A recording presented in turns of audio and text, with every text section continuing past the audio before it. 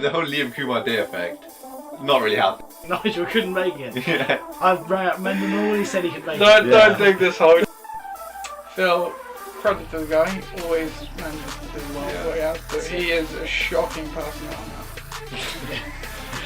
You guys got a trophy? No. It was pre-vim. No, my life from Rashad Mendenhall. Right, here we go. Cancel. I'm a tag, Jack. I'm a fucking tag.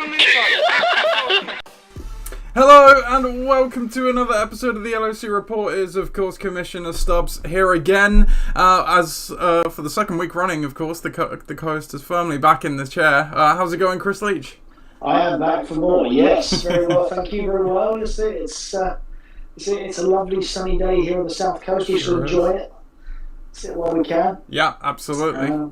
So yeah, that's it. And we're into full swing of things. So yeah, it's an exciting time. Yeah, completely. Yeah, we're already in October, already at week 5, already one Wembley game. One London game in the books. So yeah, firmly into the swing of things. It's going to be Thanksgiving and we're going to be eating turkey before you know it. But we've got a bit more fantasy football between now and then to get to, of course. Why not? Let's get straight to it with going back to last week's games. So yeah, week 4 in the books. We went back to the divisional games last week. And we kicked it off with a marquee matchup of Bucking the Trend versus Ixan. So let's give you the lowdown on that one. Bucking the Trend took on Ixan, the last 2 undefeated teams remaining in the LOC, barring some wacky tie. Obviously only one would be standing, and that one is Ixan, who claimed the victory 97-82 and march on to 4-0, handing Bucking the Trend their first loss of the season in the process. But there was a bit of controversy to this game, if you will. We'll start with that because Bucking the Trend lost to Atungavaya early last week in week 4 when he exited the game after hitting his head on the turf again and having quite a scare. Only finished with 2 points, and that proved to be the difference on the day. Elsewhere for Bucking the Trend, Saquon Barkley had a good day with 16 points. Josh Jacobs erupted with 30 points. And Dustin Hopkins got 10. But obviously losing your quarterback is going to cost you, especially when the guy on the other side, Patrick Mahomes, for Ixan, gets 29 points. Helped out by Deebo Samuel with 18, Christian McCaffrey with 17, and Justin Tucker with 11 as well, en route to that 97. So Ixan does remain undefeated in terms of their record against Bucking the Trend all time. They've got an even more handsome record, as Ixan are now 4-1 all time against Bucking the Trend. So Ixan marches on, Chris, and Mike takes his first L for the year. Indeed, and I think that the headline, perhaps, yes, it is about Tua, but at the same time, I think it should be Deebo the difference, and it could be Damien Harris the difference as well. But if it was any different on the bench, because I think that actually Mike's team did quite well at coping with the fact they had their quarterback. Yeah, completely.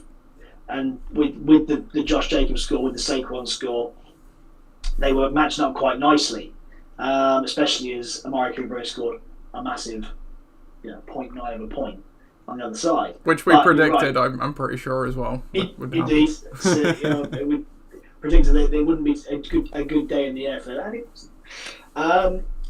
But yeah, you can't really beat the fact that, one, you are playing with no quarterback, and 2, you are playing with 3 stud guys, in McCaffrey, Deebo, and of course Patrick Mahomes, and I just couldn't be overcome. But I don't think that Mike's team is that far away from being definitely near this team. We talked last week about the fact that Ben's team is one of the teams that puts up these 90-point scores, 95-point scores, and says beat me, and it is particularly difficult to do that.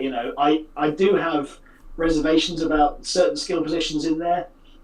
I think that they are reliant on the quarterback plus a couple more, and that their entire team, top to bottom, is not as well rounded perhaps as others. But they do put up these points and they do put up solid scores, and that is really what you want. We're not going to see them be flashing over 100 for multiple weeks, but they are going to be particularly difficult to beat. And if you aren't on it every week, this is the kind of result that will come up in their favour. Yeah, completely. And just touching on Bucking the Trend again, so you mentioned the 82 without a quarterback. Well, they were actually without a lot more than the quarterbacks. When you turn to the bench, you see Keenan Allen did not play, DeAndre Swift did not play, Amon-Ra St. Brown did not play, maybe should have played Clyde Edwards-Helaire, but it would have made the difference, I don't think, or it would have made it very close. So I can't fault Mike too much on that. But yeah, obviously, bucking the trend, not at full strength, losing a quarterback still puts up 82, so we should say better times ahead for them.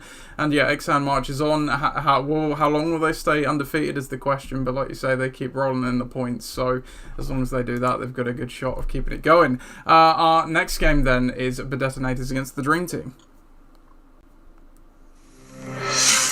The Detonators took on the Dream Team here in week 4 as well, and these two had a bit of a slower start to the season, both 1-2 entering this one, looking to get back to 500, and that's what the Detonators did, as they took this one, which I think is a season high points for them, 131 to 82 points, and it has been a steady climb for the Detonators. Russell Wilson actually turned up for this game, which Ollie will have been glad to see, no doubt, with 30 points. CeeDee Lamb got 16, Chris Olave got 13, Derrick Henry got 21, Jeff Wilson got 13, Khalil Herbert got 10, and then Daniel Carlson got 13, and the Cowboys got 15. Every single player in double digits. Not surprising, I guess, when you score over 130 points. On the other side of the board, for the Dream Team, not an awful day, but certainly nothing special with the 82. Joe Burrow got 24, Mike Williams got them 12, Jerry Jeudy got them 11, and the Bills D got them 11, but obviously not within touching distance of the Detonators, so they fall to 1-3. But Detonators get back on the level at 2-2. And all-time, the Detonators are now 7-11 against the Dream Team. And but just by the way, in the last game, we both picked Ixan to win. So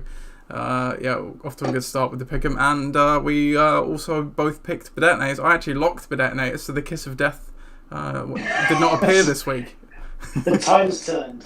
And this is a board that I love to see. It doesn't happen very often that every single player scores double digits. Yeah. It's a very satisfying score. Especially if you're Ollie, and I think that this isn't the team that you drafted by any means. There are certain elements of it, of course, Henry and Lamb, and of course Russell Wilson. But other than that, every other player on that start, I think he might have even picked up Chris Olave in the draft. He might have been a draft pick. But was definitely a bench player. Yeah. Aside from that, every other player on this team is a pick 'em up from the waivers. Can't fault Ollie. It is a lovely thing to see. A improvement, massive improvement compared to where he was in the first couple of weeks of the season.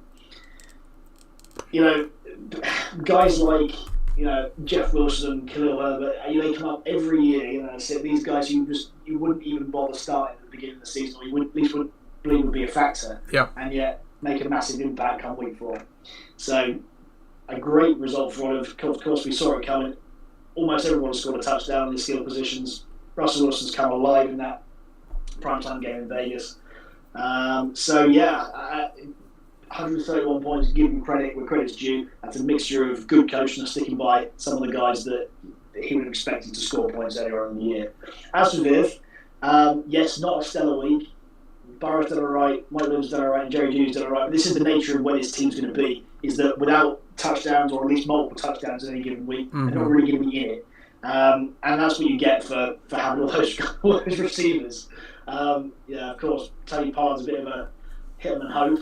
And I think that's what you have to have when you have a bench like his, which is very streaky. In going forward, that's not necessarily a good thing. But when you have guys like Diggs, Chase, Mike Williams, who is a big play player, plus Judy, who's going to get plenty of looks, then I think the better days will be ahead. And of course, that Bills D at the bottom there, who do look very, very good this year. So yeah, he's going to be absolutely blown out the water. That's by no means writing him off. A team of receivers will be boom and bust by their very nature. Yeah, no, completely, as you say, because it's you have a running back who's going to get a set amount of work of volume, so their floor is quite stable, and obviously the ceiling's there as well. But the nature of a receiver is splashy plays. One day you might go off for 150 yards on 8 catches, the next you might have 2 for 20. So, and obviously the touchdowns are just as not necessarily random, but intermittent with the receiver. So yeah, when you load up that way, and Tony Pollard is a guy as well. You mentioned that. It's not like the Tony Pollard of seasons past. I think this obviously Dallas offense isn't quite as dynamic. Zeke's been, I think, healthier and a bit more dynamic on the ground, and they've not necessarily got Tony Pollard going as much as they used to. But for the dream team, it's just a case of, well, who else do you throw in? Because as you say, you look to the bench there, DJ Moore has a Baker Mayfield problem. Darrell Henderson's been playing on a bad Rams team. Mattison's obviously, a backup essentially, a handcuff, and Elijah Moore's had a slow start to the year. So, there is not much else the Dream Team can do in terms of a fifth starting position behind those four receivers. And then for Ollie's team, as you said, it's quite remarkable where they came from week 1 and weeks 2, where I think they barely scraped 100 points across the 2 weeks to where they are now, and that's not even playing guys like Breece Hall, who's had come alive a bit as well. So it's obviously Russell Wilson we'll see in a bit. Will probably be the key or the quarterback will be key to this team, as it always is, but a good week for Ollie for sure. So our next game we have then, it is the Winchester Bowl. Tom's Tyrants against UR Gold. Tom's Tyrants and UR Gold faced off in the Winchester Bowl. Again, two teams looking to try and get back on track. Only one win between them entering this game, and that belonged to UR Gold with a 1-2 record. Tom's Tyrants were 0-3, looking for their first win, and they're still scrambling under the couch for it as they drop a close one, 74-71. Looking down the lineups for UR Gold, Brandon Cooks got 12 points, Aaron Jones got 12, Jamal Williams saved the day with the 23 points there, and I'm pretty sure this was a Monday, the chart's not loading, but I'm pretty sure it was probably a Monday night comeback or a Sunday night comeback game. On the other side of the ball for Tom's Tyrants, Mike Evans' return from suspension was a boon for them with 22 points. Marquise Brown rolled in the points with 15, and Brett Mayer, the kicker, got 16. But around that, you can see lots of really low scores there. Other than the Vikings D, nobody else over 4 points there. That includes your quarterback Marcus Mariota with 3. And Jonathan Taylor, who got injured in this game and exited with 2 points. That's going to be a bitter pill because you would have thought Tom's Tyrants probably take this one if that doesn't happen, but as it happens, they do lose it, and now the history time for UR Gold against Tom's Tyrants. They are now level at 5-5 apiece, and this always seems to be the way when you have a slow start to the year. Your team's not really got off the mark. You find yourself in a game that you can win, and then something happens where it just doesn't work, and you're still searching for that win. That is a possibility, yes. That's definitely the kind aspect of this. The not so kind aspect is, why the fuck are you playing Marcus Mariota versus Cleveland, not Tom Brady versus KC in a shootout? There is that. What's going on? That's it. I can't be any kinder than that. That's just, I mean, when we were looking at this last week, we said, the Mike Evans, Tom Brady stat, that's got points written all over it. Mm-hmm. When I saw half of it going in there, I thought, hang on, this is a bit bold. It's a self-inflicted wound. It really is. You can talk about being unlucky with injuries all you like. But yeah, that is, for someone of Tom's sort of stature and knowledge, that's just a quite obvious thing I would think to do. It's not very often that you see the bench score of your team outscore 7 of the 12 teams in the league as well. So as a coaching week, this has not been a good one for Tom. He really has let UR Gold out of quite a difficult bind there, because yes, you're right, without Jamal Williams it would be a different story. But 73 points to win a week, we know what we call it. He's definitely hitching that wagon up again, and I just, this should never have been a win in my view. However it is, I think that will definitely not help Tom's thinking going in week to week when you don't really know who your quarterback is. But yeah, fair play. UR Gold's got away with one on the back of a timely waiver pickup. But yeah, other than that, there are not very many signs of life in that team. Whilst Tom's Tyrants, they've got plenty of life. They've just got to inject it in the right places. Yeah, no, that's fair. Yeah, I think you kind of said last week, UR Gold is about as milquetoast as a team you can get. Maybe insert a good quarterback there and it changes the picture, but obviously it's one of the teams that is struggling for a quarterback at the moment. And yeah, on the other side of the board, I do sympathise a bit with Tom. Yes, the Brady, the spot on the bench for Brady does look like a glaring error. especially with the harshness of hindsight, you would expect Mariota to do a bit more than 3 points. And Drake London's had a really good start to the year, so that was his worst game as well. But as you say, in a close one, when it comes down to things like that, certainly when you've got those points on your bench. Again, it's tricky. Miles Sanders is a guy who's been okay this year, but he's not had the touchdowns. He happens to get 2 in this game. And then J.K. Dobbins as well, obviously made his return the week before. Obviously got a bit more work in, but Tom not willing to trust him. In terms of team composition overall, as you say, the pieces are there. Just need to get the jigsaw in the right place. Maybe. So yeah, Tom's still searching for the first win, and You Are Gold, gets back to 500 somewhat fortunately. And then in terms of pick'em, so we did both pick You Are Gold in this game, so I suppose we can both take that as a win for us. And if you're counting, that means we're both 3-0 so far. So a good week of the pick'em so far. Well, we continue that with our next game, which was what was it last week? Was it Mariota Car against Pakistan? Mariota Car, yeah.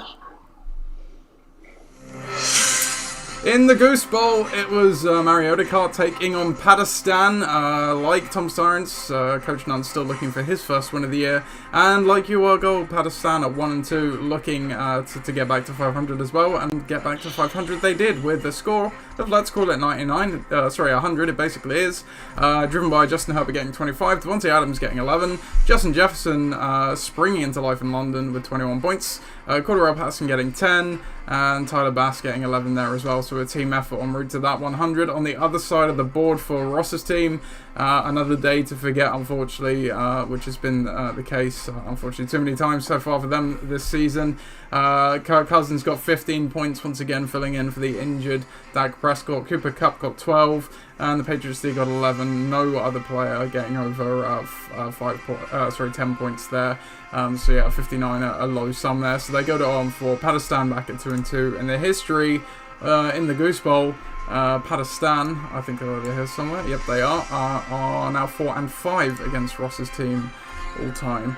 And what I didn't mention in this game, obviously, did not change the result in the slightest, but worse goes to worse for Ross because he has now lost Javonte Williams for the season due to various torn knee ligaments, as I understand it.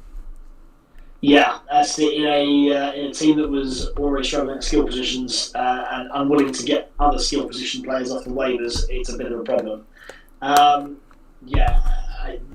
don't really want to write a team off right now, but I might have to, because there's a very, very small sign of a pulse in this team, and Cooper Kupp and Mark Andrews are they have to ride those guys for any sort of result. I mean, I know DK's now turning up, but in a random game in Detroit, defensively it was a bit of a horror show both ways. And you never know when he's going to get carted to go to the toilet. It could happen at any time. That's it. As long as it's not a season-ending injury, I'm sure it'll be alright. To get to 60 points only, and your quarterback didn't get injured is a challenging situation to find yourself in. On the other side, Pat, it's the kind of result that we've been waiting for him to produce for a little while. He's obviously got the talent on the team.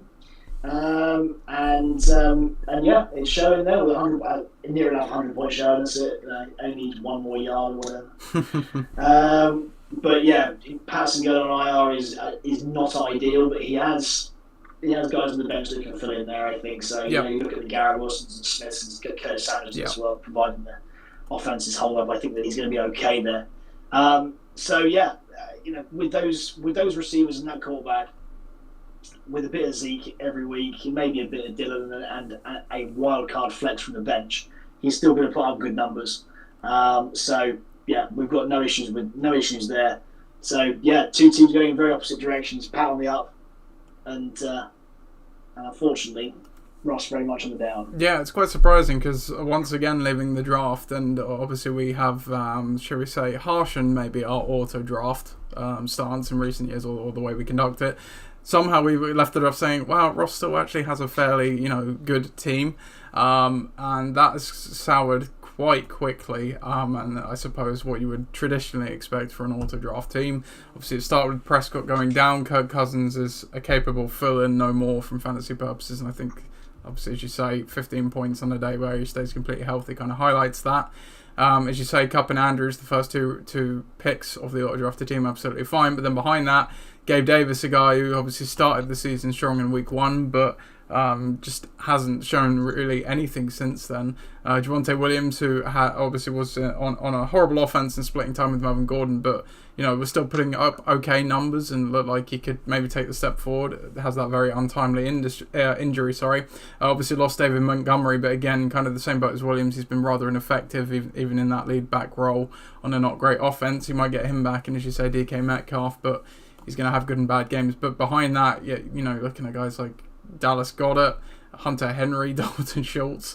These are not guys that are going to come in and turn the ship around. And as you say, we know Ross's style is laissez-faire, certainly when it comes to waiver additions, and that is probably going to really bite them unless they do pull something out there. So, Ross is 0-4 for now. We both picked Pat in this game. You locked Pat as well, so we both crushed our locks this week also. And that is 4-0 now if you're counting. So let's see what happens in our next game then, which was Gridiron Gang against Forge Flyers. The Podcast Bowl, the first of the year anyway, took place in week 4 between Gridiron Gang and Forge Flyers, two teams at 2-1, entering the game looking to take leadership in the division, and Forge Flyers did it with a win of 106-82. And Forge Flyers had a pretty good day, obviously, with that 106. Kyler Murray getting 26 points, Courtland Sutton getting 11, Rashad Penny exploding for 28 points in the absolute scorefest that was Seattle versus Detroit.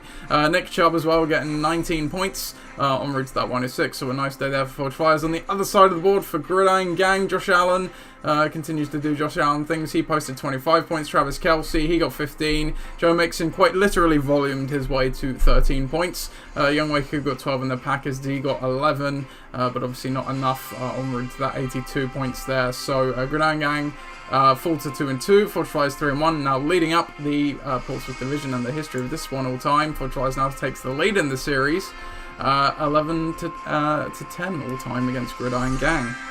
And for me, it was quite a frustrating game to watch because every time I seem to look up a red zone, it's like, oh, there's another one of Chris's players running for a 60-yard touchdown. Effectively, that's what it was. This is the thing. This is why I'm not taking a victory lap on this one because, yes, I played the match up and put Penny in the team. And it was a good call. Well. You can take credit for that completely. I'll take some credit for that. But at the same time, yes, without that, it does mask some issues, which, I'm not going to lie, there are there. Obviously, we've still got an Elijah Mitchell-sized hole in the team, Alvin Kamara-sized hole in the team, more to the point. Yeah. That's being plugged by Kareem Hunt at the moment in the vain attempt that he might do something. He's ticking along with 7 or 8 points a week, but not enough to be sustainably good. But I'm pleased with Sutton. Obviously, Waddle was affected by Tua going down, and Nick Chubb has turned out to be the man I should have drafted in the first round anyway. But hey, that's it, he's there.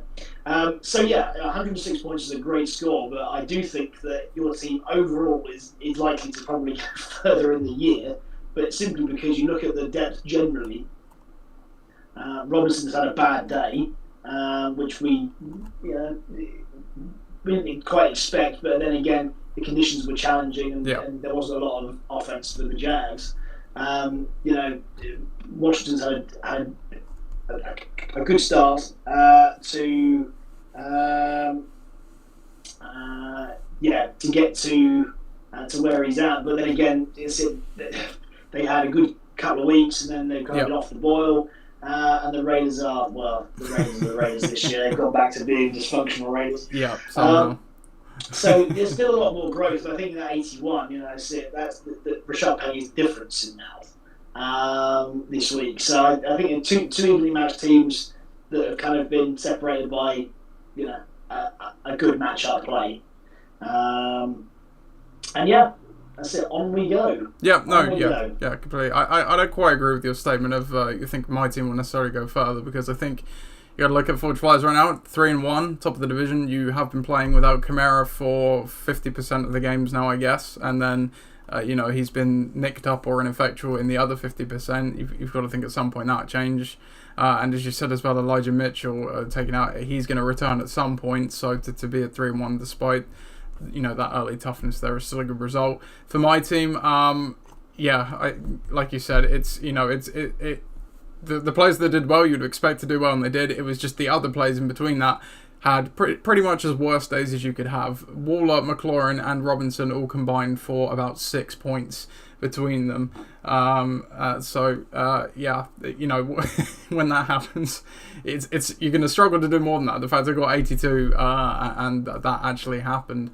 I'm still quite happy with that. And then again, you look to the bench, like you say, there's players down there. Robert Woods 9 points, Lazard 12 points, and then the Eagles D as well did slightly better. So you change that about, and it's a decent score. It's just a few bad scores, but yeah, you are top of the division for now. I'm 2-2. We both picked me actually, so you remain undefeated on the. Neither of us remain undefeated on the locks because we both dropped that one, so from one on the week.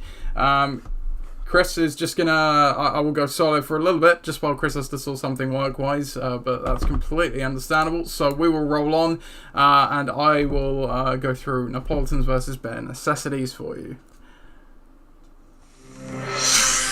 It was the day of bowling week 4 as Napoleons took on Bare Necessities. Both of these teams at 2-1, both looking to keep the winning record and not slip to 500. Only one could do so, and it was Dave Stubbs that did that with a score of 125 to 78 points. And for my dad's team, Lamar Jackson only got 15 points on the day, which makes the 1-2-5 even that more impressive because AJ Brown got 10, Denver got 11, Austin Eckler got 28, Damian Pierce got 20, and the 49ers D got 25. So maybe the defense subbing him for the quarterback a bit there en route to that 1-2-5, but a good day all around. On the other side of the ball for Napoleons, 78 day, a bit of a disappointing day on the whole for them. Jalen Hurts, who again has been a really good quarterback for them so far this year.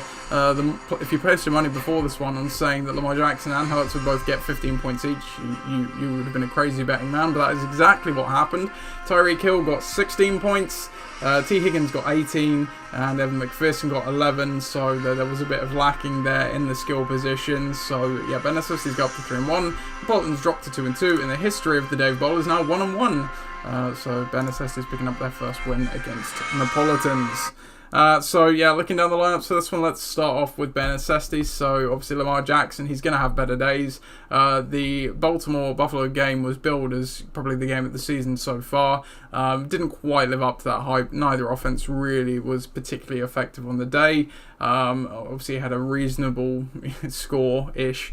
But it didn't cost Ben Necessities anything. Playing the 49ers D against LA, there was that weird triangle in the NFC West where the Niners own the Rams own the Cardinals, and the Cardinals own the Niners. And it persisted here with that 25-point day for them, and they really did frustrate LA on the day. That wasn't obviously the only difference in this game, but it does drive, especially when on the other side, Napoleons played Dolphins on Thursday night, which was a very questionable decision as well.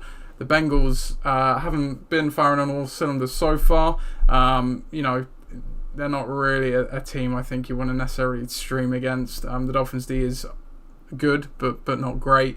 And obviously with Tua going out, that certainly didn't help either. But yeah, obviously that drove quite a bit of the point disparity. But going back to Ben Necessities, some great days from Leonard Fournette. He gets a touchdown on this day. He I don't think has a rushing touchdown the year so far. Has been getting reasonable yardage, but he gets one there and has a decent score. But really, it's Austin Eckler and Damian Pierce which won the day for Ben Necessities. Austin Eckler again, kind of like with all the first round draft picks pretty much, but Cooper Kupp, none of them have really lived up to their expectations so far. And Eckler was exactly the same, but then against the Houston Texans, which are one of the worst run defenses in the NFL, he got 3 touchdowns, so there was some positive regression there, obviously. And then Damian Pierce as well, who he started the season a bit slowly. Obviously he had a very good preseason by all accounts, but he certainly looked like the real deal here against a fairly stout Chargers run defense, getting that 20 points. So my dad's team is looking good for the long season. On the other side of the board for Napoleons, look, you have guys like Tyreek Hill and T. Higgins who are absolutely solid. like James Robinson and for my team, Christian Kirk obviously had a bad day in bad conditions. It was just a bit of a weird game overall. But then behind that there are some concerns. Again, you say Jalen Hurts, okay, he's had a down day, but Kyle Pitts is a guy that has not lived up to what people thought he would be at all this year, and he actually gets injured, or he may have got injured in this game as well. And Najee Harris, again, talk about first round picks not achieving. He might be the most disappointing first round pick of the lot so far, and that has handicapped Napoleons to a certain degree. And then again, you look to the bench. There are some options there. Obviously, Jahan Dotson's had a hot start to the year. Ramondre Stevenson isn't bad, but there's nothing explosive there that you can say is going to come in. I think we said it last week, Chris, that Napoleons is a bit of a weird build. It's an okay week. Could have been a better week with obviously a better quarterback score and certainly a better defensive score. But yeah, I totally agree with that. I think that again with Jalen Hurts, he's what he is, in the sense that, when he goes off and he's running around and scoring touchdowns, just being the all-action guy, he's on it. He's a fancy stud. But when he's not on it, we've seen this in the past with guys like Cam Newton and even Kyler Murray this season. When they're not on it, there's a reasonably low quarterback floor. Yeah, and that's what you find with him. But yeah, I think you're right. Skill position wise, outside of Hill, and to be fair, this season Christian Kirk has done very well. Mm-hmm. It can be very feast or famine for sure, which isn't the case on the other side. Necessities, as we talked about this last week, are a great side. They managed to put up 125 points without Lamar going off. Yeah, insane, isn't it? Yeah, what more do you need to say?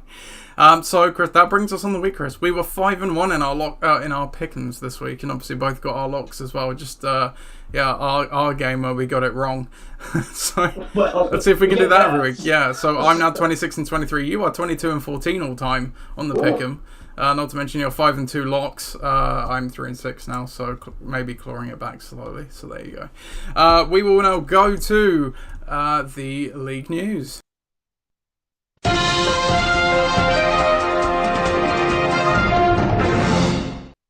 We'll start off with the key injuries. We mentioned one there as we went along for Ross's team. Javonte Williams did unfortunately tear his ACL, and I believe he's got other knee ligament damage as well, so he will be out for the year. No doubt that's going to be quite impactful for Ross's team, as we kind of mentioned earlier. Jonathan Taylor, again, obviously went down with an injury. He did miss. They were playing on Thursday night last night. He did miss the game yesterday. I think it was an ankle injury and he was in a boot, but sounds like it's not too serious, so might be back next week. And Chris mentioned it there when we were looking at Pakistan's game as well. Cordarrelle Patterson, knee injury, entering the game, obviously played through the game and got a touchdown about 40 yards, but then placed on IR after the game, which was kind of strange, but so he'll be out for at least a few weeks as well. So some impactful injuries there, because all of those those teams were definitely counting on them to bring some contributions.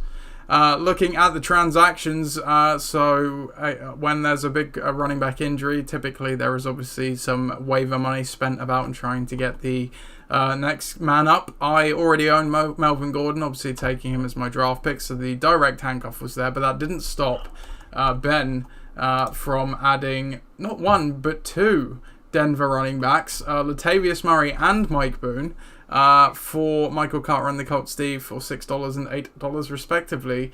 I don't know what Ben's been seeing watching this Denver offense, because I wasn't really that excited about Melvin Gordon, let alone career backup Mike Boone and 32-year-old Latavius Murray, Chris. I totally agree with that. So the Denver offense has been stagnant is definitely the word there, and with only one real breakout game. I mean, you don't see too many pro teams. In fact, you don't really see too many teams at all go under 10 points more than once a season, and they've done it on multiple occasions now. So yeah, I just don't see where this explosive yardage usage is going to come from. No, because they can't seem to stay on the field for very long. They are, I think, historically bad in the red zone, and if you watch last night's game, that kind of exemplifies exactly that. It was quite a painful watch at times. Elsewhere, so we also have UR Gold. They added Jared Goff for $15, and they dropped Jimmy Garoppolo in the process. So this move is interesting for a couple of notes, Chris, because Yeah, it's some money spent on a quarterback for, as we know, a quarterback needy team. But said quarterback needy team did drop $30 on Jimmy Garoppolo only a few weeks ago. So, thoughts on this one, Chris? I'm not sure. I honestly don't get the Jimmy Garoppolo love in the first place, to be honest. There was a reason why he got dropped this season. It was a backup. And yeah, 30 seems a lot. And 15 for Jared Goff actually isn't as crazy as it sounds. No. He's the number 4 overall QB. And the Lions are the highest scoring offense, I believe, so far. Would you believe? They're exciting. They're exciting. So yeah, and that is with the injuries, which is even more remarkable. Yeah, so they seem to be finding a way. So I have to say, I think Jared Goff's general play and the Lions generally are a lot better watch. And yeah, I think that was probably what you should have spent 30 on to begin with. But you know, you can. That's the great thing about this system is that you can rectify your mistakes with money, and the way it is at the moment, you're going to get. He's going to get the money back through being in the bottom half. So So yeah, I think it's reasonable business sense to do that at this point. Yeah, completely. And speaking of that, apologies. The money was meant to be added at the conclusion of week 4. I've had a busy week, so I just completely forgot. But you can see here, I have since added the budget now. So call it a net 25 that you are going to spend on quarterbacks because they just got 20 back as a rebate. So there you go. We'll go on to the standings, stats, and milestones then. So looking at the division, Southampton is home to the one remaining undefeated team in XN at 4-0. Hot in their heels though are the 3-1 Necessities and bucking the trend, and then Napoleons rounding out in 2-2. So no losing records in the Southampton division. So that is looking like the group of death at the moment. We go to the Portsmouth division, which is fairly competitive as well. Forge Flyers leading that up at 3-1 at the moment. Gridiron Gang at 2-2, and Detonators scraping it back after that. Were pretty much as bad an 0-2 start as you could have. So great work turning it around and get back there to 2-2. Meanwhile, the Dream Team fall to 1-3, so there may be a bit of a Corona Bowl hangover happening here. And then in the Winchester division, I suppose you would say there's 2 front runners here, but front runner is maybe a generous term. Pat Stan and UR Gold are both 2-2 at the moment, with Pat leading it up on points. And then this division houses the 2 remaining defeated teams who are both 0-4. Ross's team, which is Aronimal Crossing this week, and Tom's Tyrants still searching for that first win. In terms of looking at points forward and points against, as we know, come the playoffs, we have the traditional wild card and the points wild card. So Necessities are leading up on points forward at the moment as well, with bucking the trend at 405. Gridiron Gang at 409, and no other team over 400 points there. And I don't think there's anyone under 300 points there, so we're not having anyone massively lag behind in the points. Tom's Tyrants is the lowest of 300, followed by UR Gold at 305. So no one really pushing the boundary too high, no one really falling too far behind. In terms of points conceded, again, Napoleons have been scored in a bunch there, 2-2. Points forward has been okay. Gridiron Gang have conceded, I think, the most in the league. 432 points there. And then, unsurprisingly, the 2-0-4 teams have also had over 400 points as well.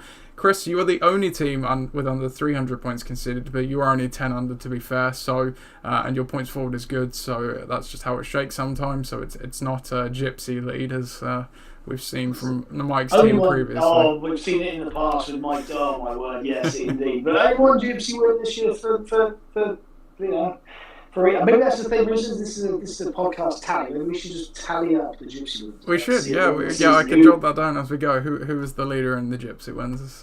We get the king of gypsies. Yeah. Looking at the breakdown, Necessities takes the crown now after following up an 11-0 week with a 10-1 week at 32-12. I am right behind at 29-15 after dropping another 4-7 week last week. Mike's not far off of that with 27-17, and then you get to the middle of the pack, which goes from Ixan all the way down to the Dream Team, around about 24, 25 wins, 26 wins there for all of them. Then you go to the bottom, unsurprising, the couple of teams in Aronimal Crossing and Tom's Tyrants being near the bottom there, being the 0-4 teams, but you are gold at 2-2 with an 11-33 breakdown record on the year, so they are somewhat bucking the trend, to borrow another team's name to demonstrate that, but that was quite good actually, because Mike would have done the same thing historically as well in one of his previous seasons. Looking at coach ranking, Necessities at the top there, obviously a good team, perhaps top heavy, helping that. But Detonators, though, as you kind of mentioned, Chris, obviously a remarkable turnaround. Okay, maybe not blessed with depth either, but from the waiver to the starting lineup, they've found the points and they've kept them off the bench. Same for Ixan. You're doing a good coaching coaching job, Chris. Though obviously, when, as you say, Kamara's on the shelf, obviously, that gives you less to talk about, or sorry, to think about. Everyone else is kind of in the middle ground. You can see there. Then we get to the bottom side of this metric with Tom's Tyrants having a whopping 75 coach score. That's 75 points left on the bench versus the optimal lineup last week. So not often you see a team score 70 points that could have scored 145 in a game. So yeah, that's going to really make that loss sting. And then I'm next there with 73 points near the bottom. As you saw, as I mentioned, I have a bit more depth than I usually do, so it's making the lineup decision a bit more challenging. And then Mike's team as well, another team that we've seen. Obviously, last week was Clyde, but he still have some points there on the bench. But hey, he's still 3-1, so who cares?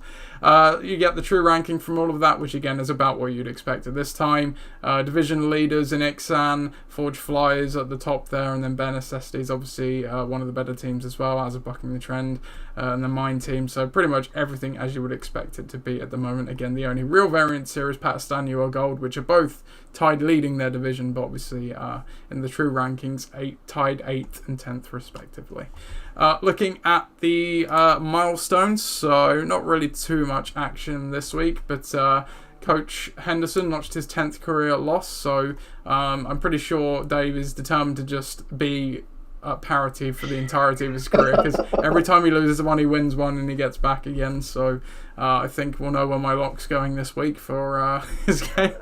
And then you, Chris, you notched your 100th regular season win last week as well. So I'm obviously I would have liked to win, but I'm happy to see you enter the 100 regular win club. That's a good accomplishment. And you are tied. Yeah, there's a 3-way tie at the top for all-time wins as well. You can see they're at 104 as well. So it wasn't that long ago that I was languishing in that chart, Nate. So it shows that just with a bit of, a few good seasons. Yeah. A few good seasons. A genuine love for the game, and then you can turn everything around. So. Indeed. So that's it for the standings. That's a milestone. On the trade block, most of my team remains. Melvin Gordon, Terry McLaurin, Michael Thomas, Darren Waller, Robert Woods, and the Packers D, all available. I'm willing to take waiver money for the Packers D if anyone particularly wants them, so there you go. you heard it here first. Check out the power rankings when they land. I think Tom's been getting those up on Sunday, so keep an eye out for those. We will now go to Debate Corner. Let me find where John has got to. Oh, there he is. Order.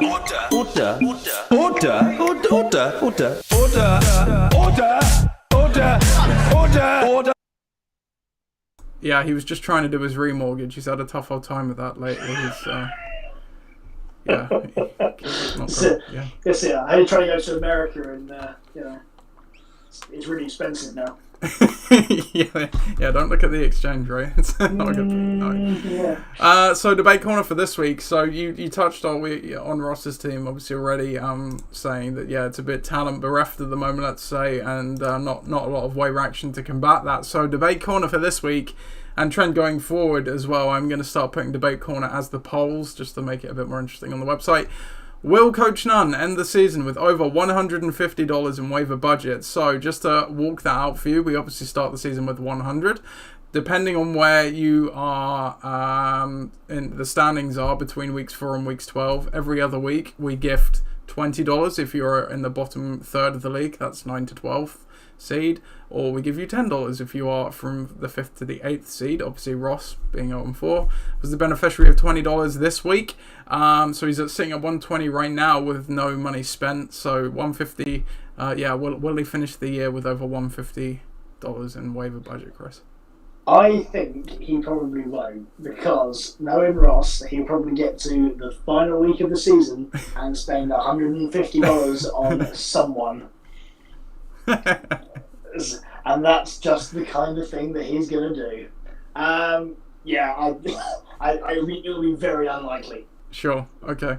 My take on this is I think he will finish the year with over $150. We've seen teams before end with more than $100, meaning they obviously end with more than their starting budget. When I was trying to discuss some trade stuff with Ross, I offered the proposition of waiver budget, as we know we can now do in trades.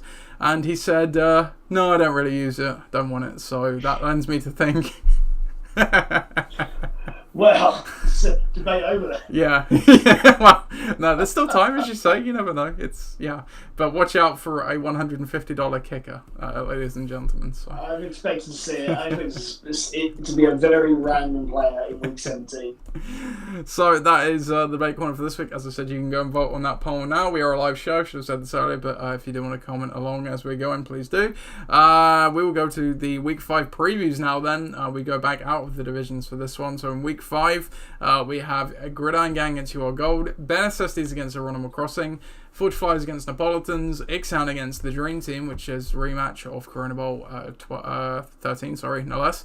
Thomas Tyrants against Bucking the Trend, and Pakistan against the Detonators. I've again noted down what I think my marquee matchup would be, but the co-host has the pleasure of choosing it. Chris, where are you going for this week's marquee matchup? This week, I would like to go on for 2 teams that are in the ascendancy, shall we say, and that's going to be the Detonators versus Pakistan. Then so it shall be. So here we go for the marquee matchup for week 5. It's Pakistan against the Detonators.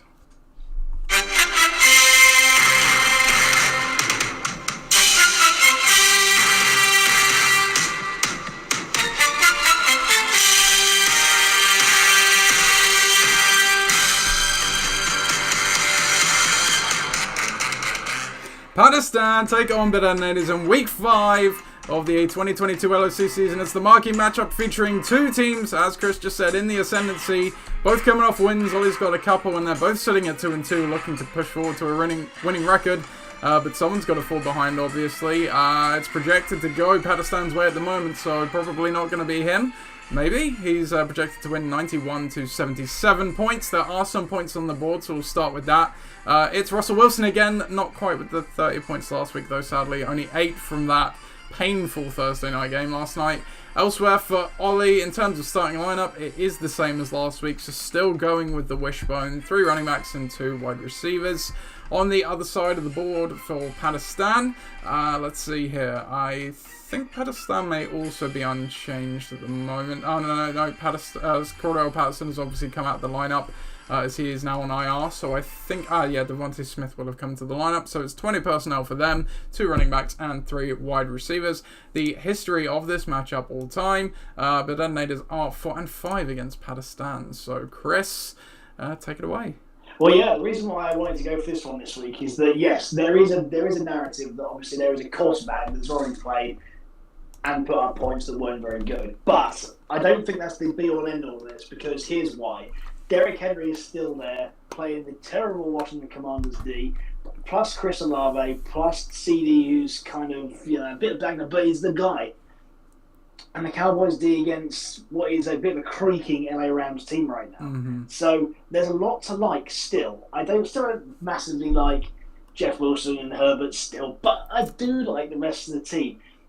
I think Herbert might come out of this lineup because I think it's looking like Montgomery's going to be back, and Breece Hall's obviously looked pretty good. So I think, and he's played Miami, who sucks. Yeah. So that one, they didn't say offensively. Defensively, it's just not their thing. So yeah, I think that might be a thing. Or Etienne comes back in against Houston because they're just as bad.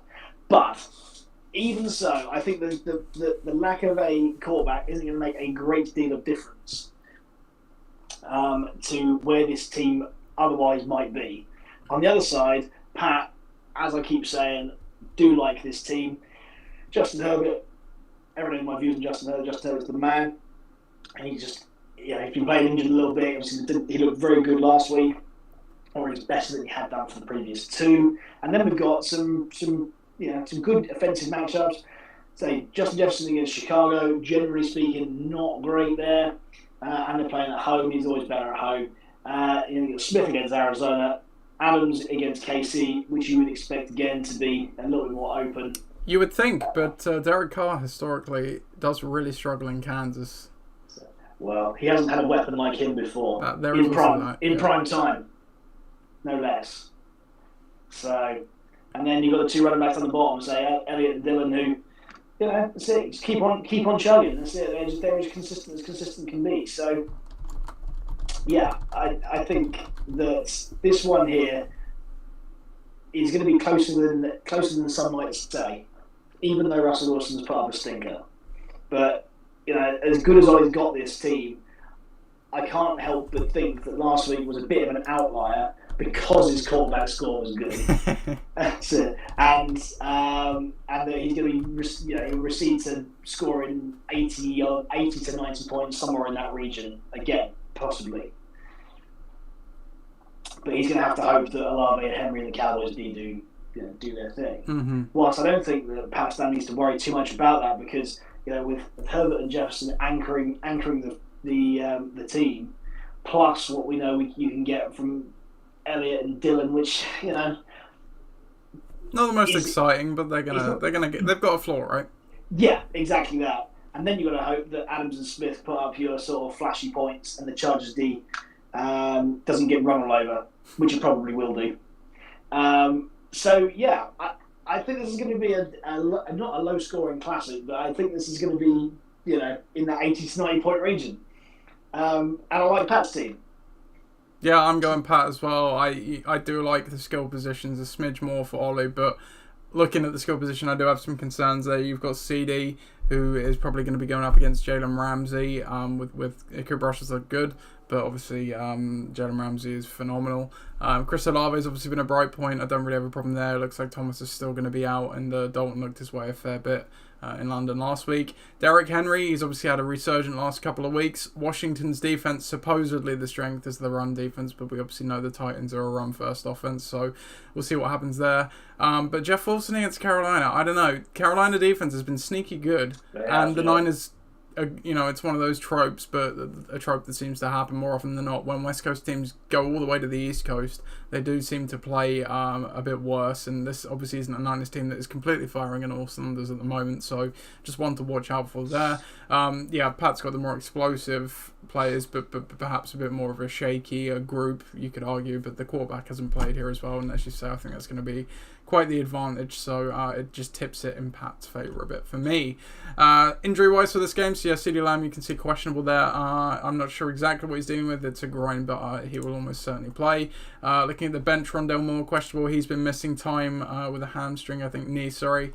He's limited. He was practicing on a limited basis, though, so he should be back. Wandale Robinson has already been ruled out. You can see there, as we already said, Patterson's on IR with that knee injury. Breece Hall, he's a bit nicked up at the moment as well. I don't think it's anything serious knee, but yeah, again, limited. He should play. So that's it for the injuries in this one. So we'll go to the next game then, which is Gridiron Gang against You Are Gold.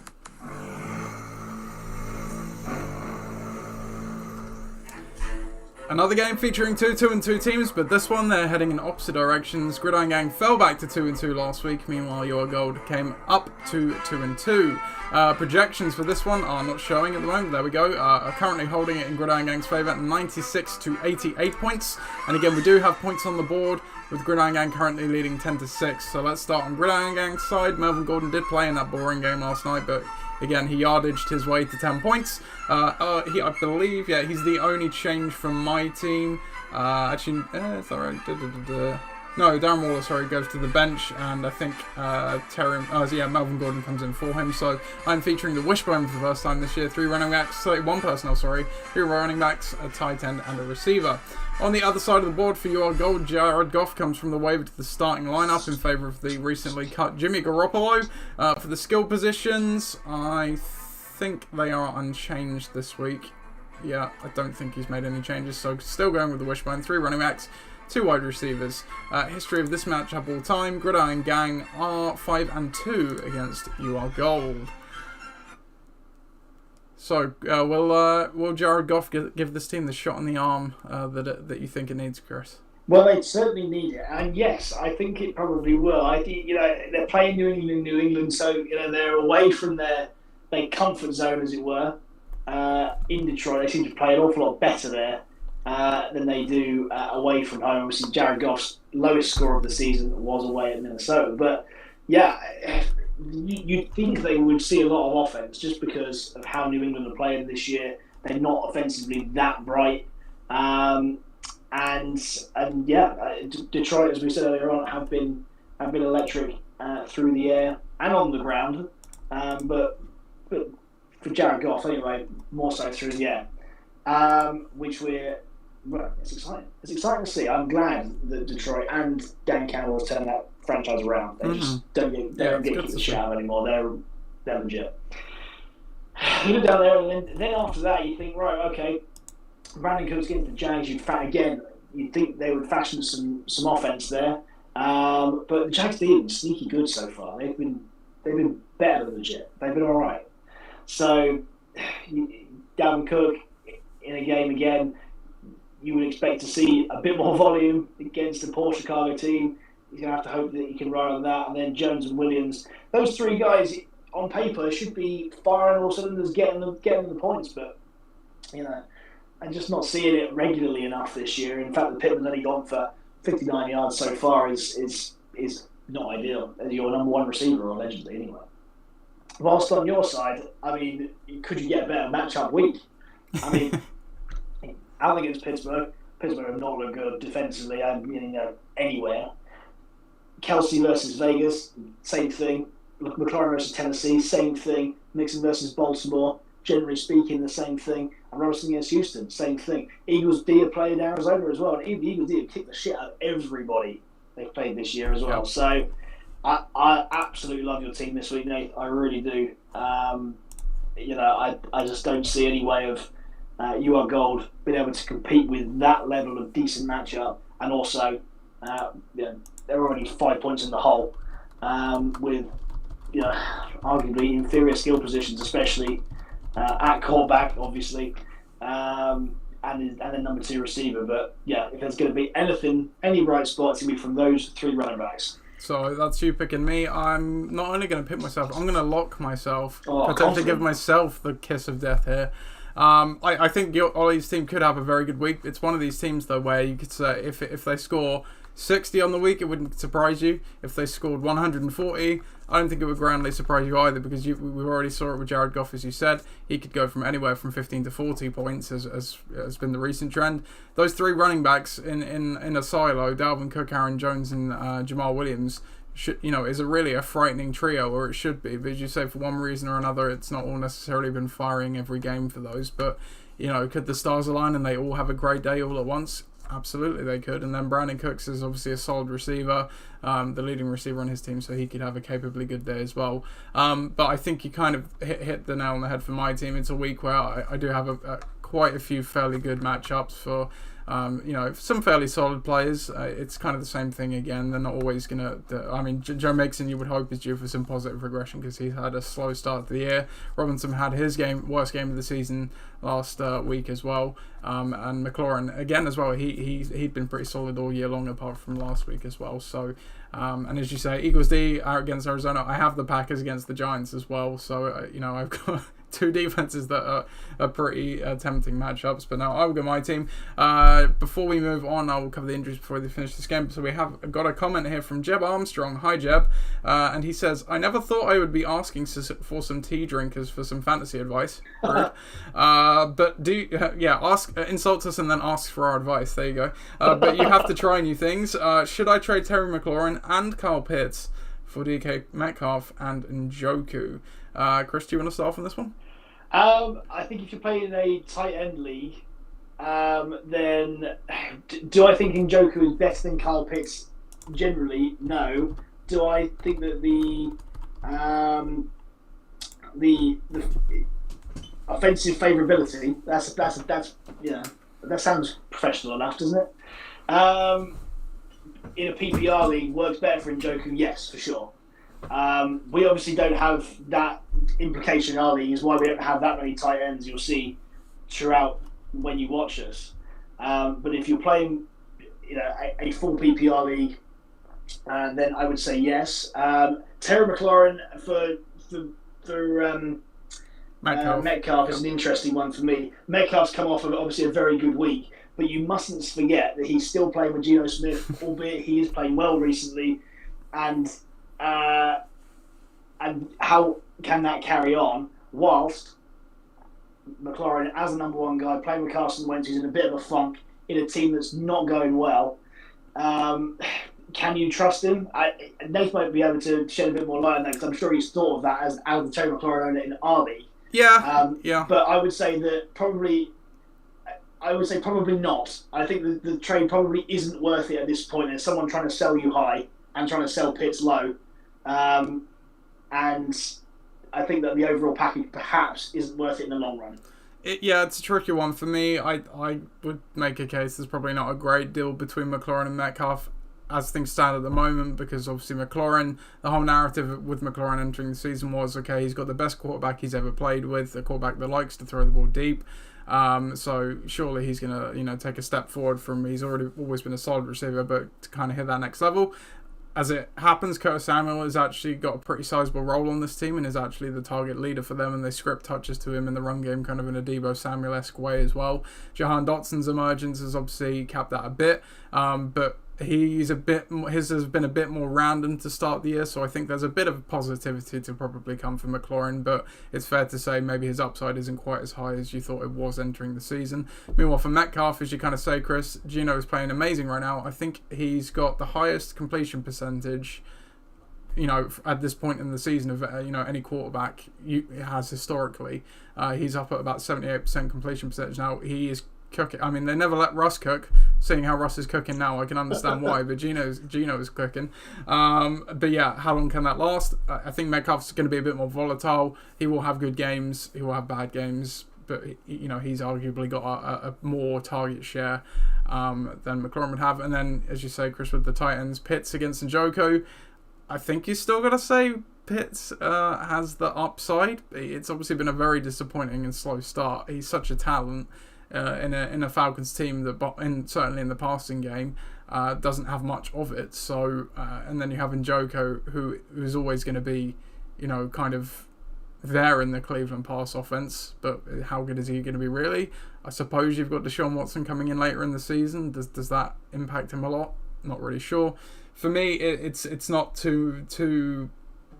It's a pretty even trade, which kind of ask why do it. Pitts is injured at the moment. If you're worried about the injury, maybe you do it to get a healthy player who has scored some points. And again, depending what you think of Watson coming back for Njoku, maybe that swings it as well. But yeah, it's a pretty even one for me, I think. So I hope that helps, Jeb. Going back to the injury. I also love coffee as well. That's it. I love coffee. Just like there's not everyone in India likes cricket, not everyone in Britain likes tea, and I don't drink tea.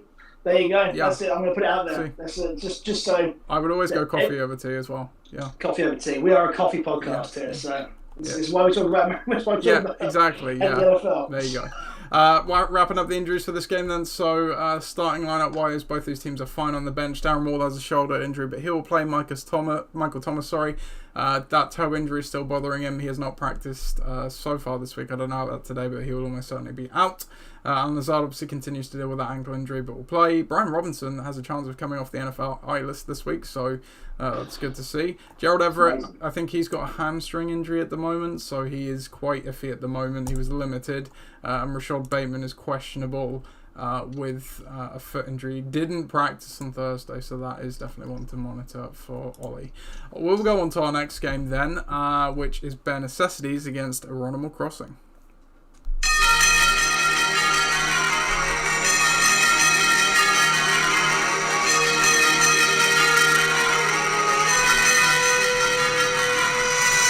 The 3-1 Bare Necessities take on the 0-4 Animal Crossing. Quite the stark difference for these two. In this one in week 5, Bare Necessities coming off a 3-game win streak. Obviously, Russ's team on a 4-game slide, and that is projected to continue as Bare Necessities have this one on paper, a 101-86. Looking down the lineup for Bare Necessities, unchanged. Why break it? Why fix it if it's not broken? Sorry. So they are going with the wishbone, 3 running backs and 2 wide receivers on the other side of the ball for Ross's team. Well, if it is broke, I guess don't fix it either. No, I'm joking. DK Metcalf does come into the lineup, as does David Montgomery, in favour of Dallas Goddard, I think he was in, and Javonte Williams, who is obviously now on IR. So interestingly, Ross has a bench spot free, but not using it. There you go. I'm feeling good about my debate corner pick there, Chris. So Ross is going with the 11 personnel this week. One running back, a tight end, and 3 wide receivers. The history of this matchup all time, Bare Necessities are 8-3 against Ross's team. And that's probably soon going to be 9-3, do we think, Chris? I think so. I just don't think there's even a threat of Dave losing this game. I really don't. As I say, just generally speaking, all of the guys on that side skill position wise, are and have been so far absolutely fantastic for him. He brings Chris Godwin against Atlanta, which is an absolute markup on what he's had before. Mm-hmm. And we mustn't forget that Lamar's still in there. He's playing at home, down week, playing primetime Sunday. Man, there's some points on the board there, and the 49ers are playing Carolina as well. So that's going to be a bit of a mauling. What's on the other side? What can you say about this team? Again, we talked earlier on. It's Cup Andrews, maybe a bit of Kirk Cousins against Chicago, which isn't completely otherworldly. There's going to be a problem there, but I don't like Montgomery in that offense. I don't like Metcalf against New Orleans. And for all of New Orleans, his problems going in offense, defensively they've still been good. And the Patriots did against Detroit, which again, they're going to have a good day to put some points up to even compete. So I just don't see it, man. I think that Necessities have got it, and they're going to roll on. Yeah, no, I'm kind of with you. Look, I don't think it's necessarily all doom and gloom for Ross's team. Could Kirk Cousins have a good day in a divisional game against Chicago at home? Completely. Cooper Kupp and Mark Andrews are obviously two linchpins of the roster. Obviously, Andrews had a bit of a down week last week, but so did Lamar. So I think those two guys will be absolutely fine. As you say, you don't know what you're going to get from Montgomery, Metcalf, and Davis. But again, Montgomery, in theory, is going to get some volume. He should be playing in the spun. Metcalf is the leading receiver with Geno Smith that's playing very well. And then Gabe Davis, when this Bills offense is ticking, he's going to be a part of it. But even if all of Ross's players have a good day, I think it would take my dad's team to have a bad day for them to win it, if that makes sense, just because my dad's team is obviously so good so far. It's a talent-rich roster. I don't think you can look any further than bare necessities this week either, so I'm going with that. So roster stay winners for now, we think. Injury-wise, Godwin's still dealing with that kind of coming back from that knee issue, but he should play. Dawson Knox has been ruled as out. Obviously, Dak Prescott was trying to push to come back for this week, but probably just a bit too soon. Still can't quite grip that ball properly. So he is out. Obviously, Javonte Williams on IR now with that knee injury, and David Montgomery should be back from his, I think it was a knee as well, ankle, as he's been practicing on a limited basis. But yeah, come on, Ross, fill your bench out. You don't even have to spend any money. You can't at this point, really. So just add someone. We'll go on to our next game then, which is Forge Flyers against Napoleons.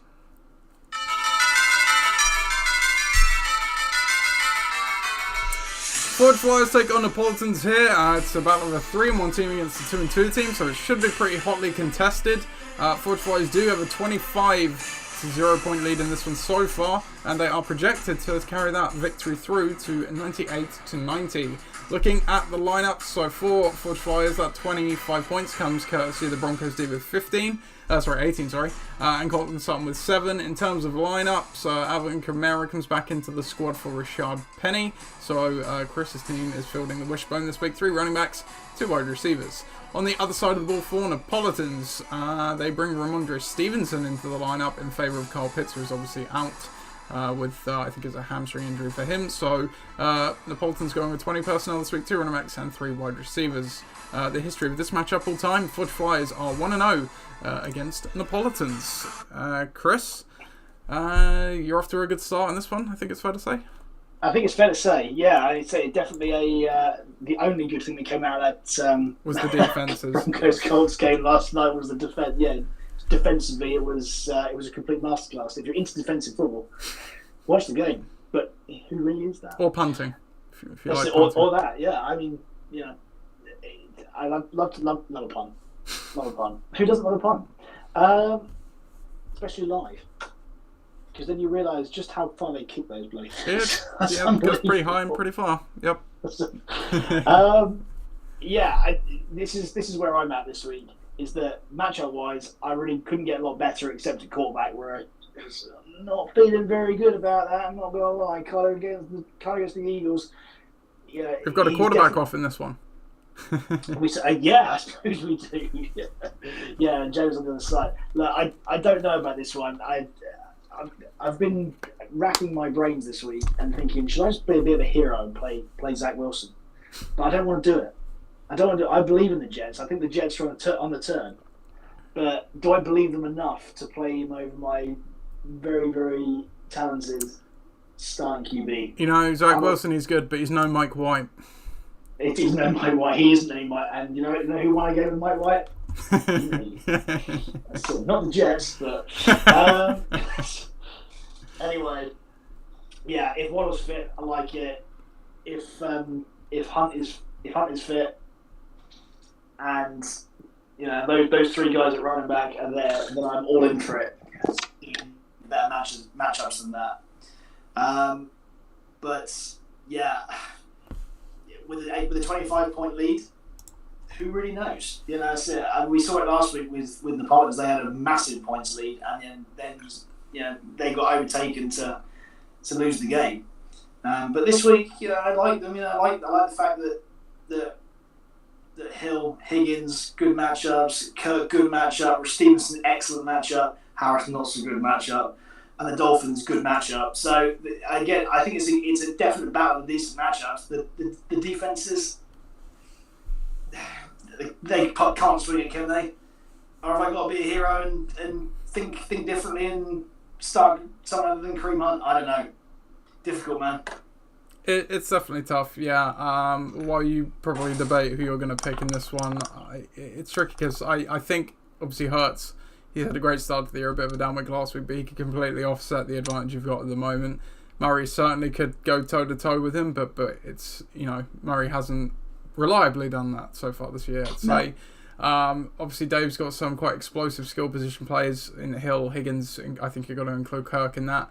As you say, Ramondre Stevenson, certainly for as long as Mac Jones is out there, going to be pounding the ball as much as they possibly can.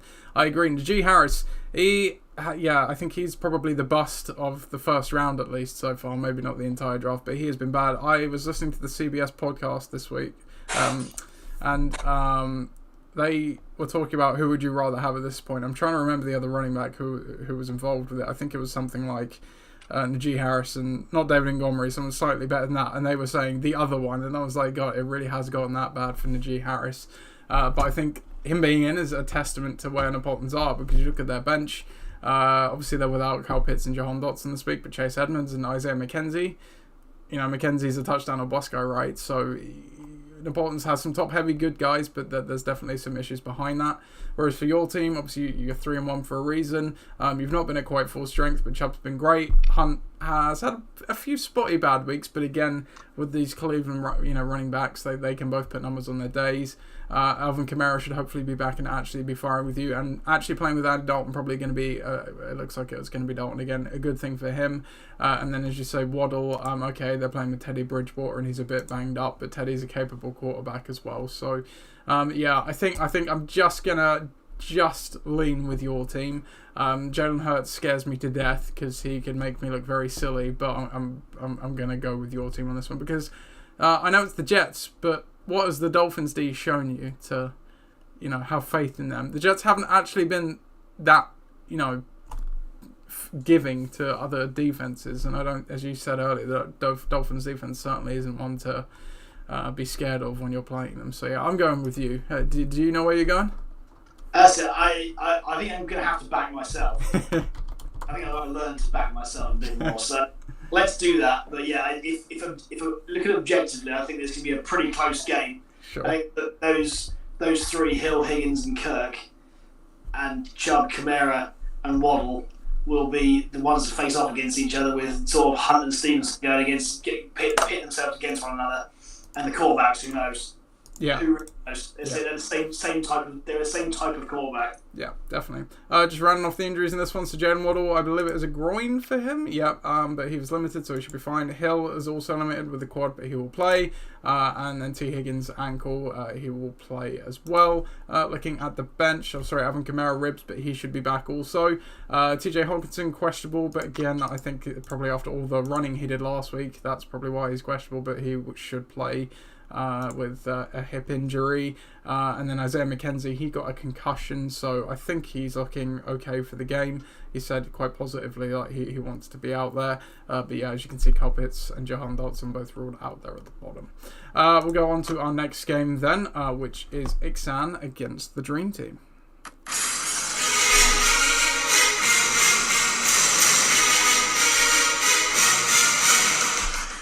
It's Ixan against the Dream Team, the rematch of Corona Bowl 13. The Dream Team are on a 2-game slide at 1-3, but Ixan, they are the only remaining undefeated team in the league now at 4-0, and the projections say it's going to continue that way. With a sky-high projection of 106 to 84. The Dream Team does have points on the board in form of 5 from Jerry Jeudy from the Thursday night game. Lineup decision-wise, DJ Moore comes back into the starting lineup, otherwise unchanged, so they are going with the spread formation once again, 5 receivers. And that is that. The player they've dropped to the bench is Tony Pollard. On Ixan's side of the board, let's see. Does James Conner come into the lineup, maybe? He was already there, so I think they're unchanged then, probably. Yep, does look that way. So they're going with 3 running backs, the wishbone, and 2 receivers. Was there a change? I think Damien Harris is in. Damien Harris in for... Who came out? Antonio Gibson, yes, because Brian got Robinson is back, so that is a wise move, probably. The history of this matchup all time. Ixan, where are you on here, Ixan? Are you over to... No, where is Ixan? Come on now. There you are. You are 4-10 all time against the Dream Team. So history isn't on Ben's side, but obviously history means nothing in a redraft league, Chris. Indeed. It doesn't matter at all. And I think that here, you look at the Dream Team, and they have got some dream matchups there: Baltimore, Pittsburgh, Cleveland. I'm not sure about DJ Moore, man, and I'm certainly not sure about Cameron Benz either. I mean, you look at that. Say Cooper against the Chargers, not so good. That's it. Debo against Carolina, as good as Debo is going to be. Carolina, we talked earlier on, they've been very stout all year. Connor against Philly, are they really going to get anything going? McCaffrey against San Francisco, is Baker going to get anything going? That San Francisco front is decent. Harris, must be said, is in a plum matchup there. Whilst the Ravens and the Bills face off against each other defensively, I'm not sure the Ravens versus Cincinnati is a particularly good play, especially this week, especially with the weapons that they have. Whilst the Bills against Pittsburgh, couldn't play Kenny Pickett, absolutely brilliant. I'm going to say you would expect this to be a bit of a demolition job, especially at home from the Bills. So yeah, I have to say, the Dream Team for me, with the receiving core that they've got, we talked about them being boom and bust earlier on. I think this is one week where they could well be boom. Whilst with Ben's team, I think you can never really count out a team of Patrick Mahomes, especially playing primetime in Vegas on Monday night. But there's just question marks over the skill positions in there. I know that we talked earlier on again about them being solid, but I think this might be the bottom end of their solid projection as opposed to the top end. Whilst with Viv's team, I can really see them putting up some good numbers this week, some real good numbers in the stack of Burrow and Chase against Baltimore. We've seen teams go off against Baltimore this season, especially through the air. We saw Miami do that earlier on in the season, so I really, really like it. I know there's five points on the board from Jeudy, but actually I think that probably will get offset by either Connor or Cooper on the other side. And yeah, it's going to be very difficult for Ben to be competitive without Mahomes, McCaffrey, and possibly Debo turning up on the day. So yeah, Dream Team for me. Dream Team for you. I think I'm going to go with Ben. He's the 4-0 team. I think we've both obviously said it. He's going to set up his stall, get to that 90-point level, and then say, okay, you beat me. As you kind of were saying there, the Dream Team is certainly a team that could do that, being with the kind of, boom or bust players in Diggs, Chase and Williams and things like that. But when they boom, they will boom, and Joe Burrow for that matter as well. But, he's got Patrick Mahomes. He's playing a Raiders D that isn't firing. The Chiefs' offense has looked a bit better. I think Mahomes is going to have a pretty good day. I have more confidence in Mahomes having a good day than Burrow, but Burrow could certainly have a good day as well. And then the matchups aren't brilliant for Ben's team, but when you look at those running backs, they're all going to get the volume. So in theory, they should all have a floor. And then Cooper, I mean, I don't know the loyalty Ben is showing to Amari Cooper right now, because I think, okay, maybe there's not anyone particularly inspiring on the bench, but he's probably the Achilles heel of the starting lineup. Debo's obviously going to get his work. So it's a case of, floor against ceiling, right? I think I'm going to take the floor in this one just because the Dream Team is 1-3 after all. Exam for me. So we'll go on to our last game of the week then. Injuries. I need to do injuries. So Latavius Murray did not play last night. Obviously, he was only signed this week and played in the London game on Sunday, so it was just too quick a turnaround. And that is actually it injury-wise, so that's nice to see. So we'll go on to our last game of the week then, which is Tom's Tyrants against Bucking the Trend.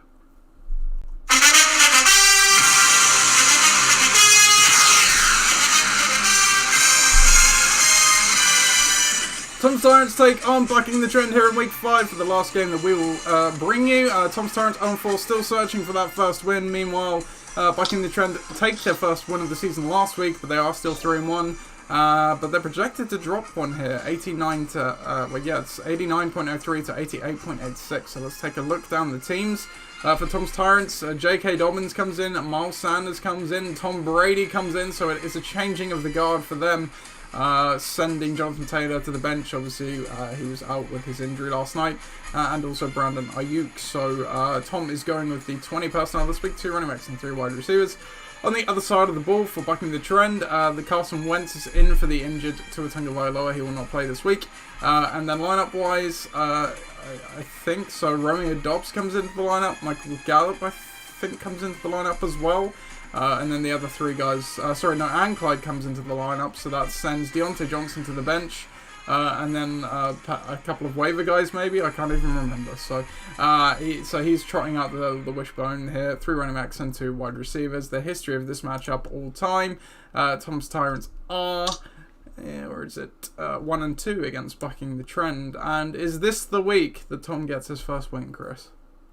Well, I have to say he's definitely rectify the mistakes of the previous week.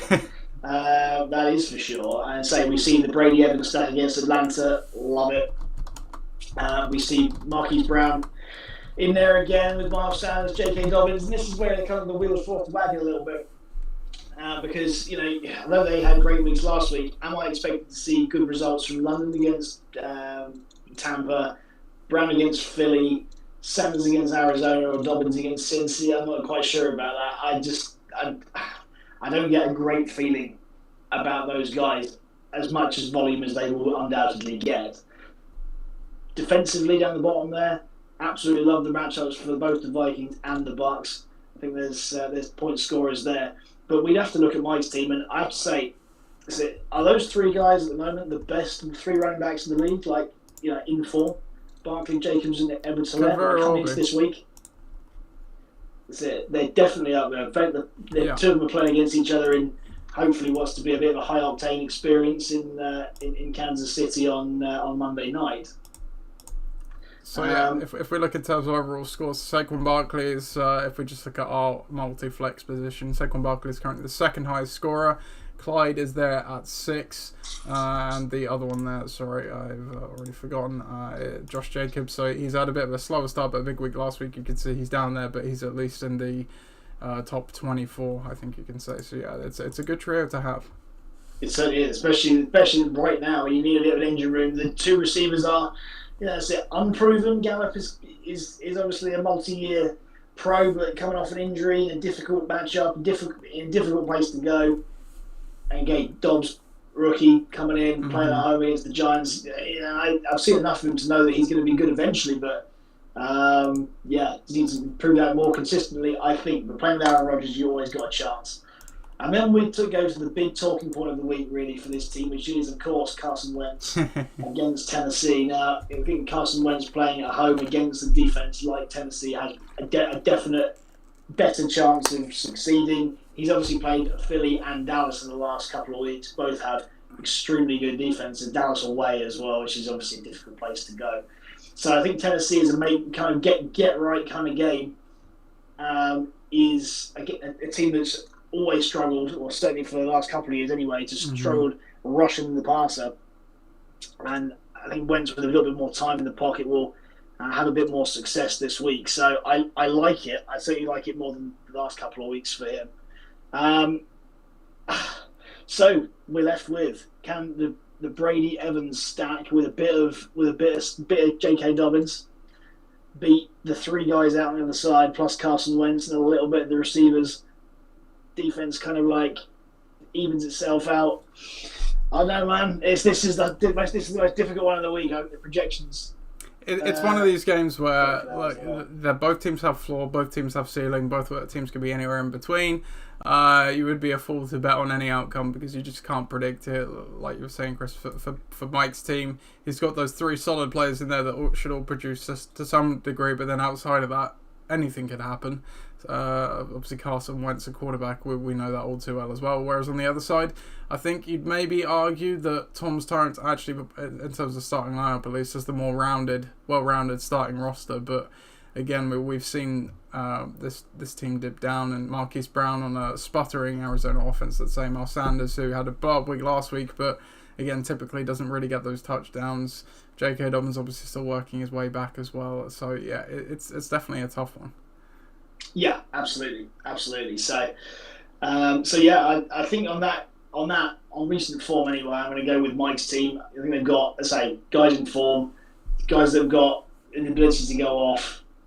I don't dislike Tom's team this week. Certainly, they would have been a 100-point team last week had the coaching decisions been right. But yeah, there's not a lot separating them, that's for sure. But I think I'm going to go Mike Just. I'm not going to lock this game. I'm going to lock bare necessities. Yeah, so you can go back and do that. That's fine. So Chris locks bare necessities. There we go. Yeah, I'm really teetering with this one as well. I think this is how I view it. If Carson Wentz has a good day, I think there's going to be enough on bucking the trend side, because with those three running backs and whatever they get from elsewhere, should be able to put up a solid point total. Where Tom's Tyrants, I wouldn't necessarily say 0-4 for a reason. Last week they could have obviously had a really great week, but it's just not all come together for Tom's Tyrants. And as I said in the recap of Tom's game, and you've said in seasons past as well, for whatever reason, sometimes in some years a team just doesn't work for one reason or another, and yeah, I think on that basis, Mike's 3-1. He was undefeated till last week, and between a quarterback injury and a host of other injuries, as I'll cover in a second, that's probably the only thing that stopped him from being undefeated. So yeah, I'll go with Mike as well. So just to round off the injuries for this one, then, so Marquise Brown has a foot injury, but he should play. He's been practicing on a limited basis. Dustin Hopkins, the kicker for Mike, was a limited participant, but should play. Elsewhere, what else have we got? Keenan Allen, hamstring, he will not play. He tweaked his hamstring, I think, late on last week again, and he will stay as out. Deontay Johnson added to the injury report with a hip injury, but should play. DeAndre Swift probably isn't going to play this week yet, still non-participant. And Monte St. Brown could come back. He did return to practice on Friday, so it just depends how he's going to be feeling come Sunday. That would obviously be a big boon for Mike's team, because he would probably go straight in the lineup and further embolden his claim. And then obviously Tua's out. Jonathan Taylor obviously missed the game as well. So that brings us to the end of this week's episode of the LOC Report. And happy birthday to Mike as well, we should say. It's his birthday today. But no, yeah, thank you for listening to us and watching along if you're watching live as always. Thanks for joining, Chris. You're welcome. Thanks for absolutely. Yeah, I appreciate everybody who comes to watch us now and ask us questions. Yeah, we love it. Makes us feel proud. I'm not sure if Jeb sticked around long enough to actually hear the answer to his question, but no, we do. It does make it a bit more interesting and nothing else. So with that, we'll sign off here. So have a great weekend. Best of luck in your fantasy matchups, unless you're playing me, of course. Goodbye.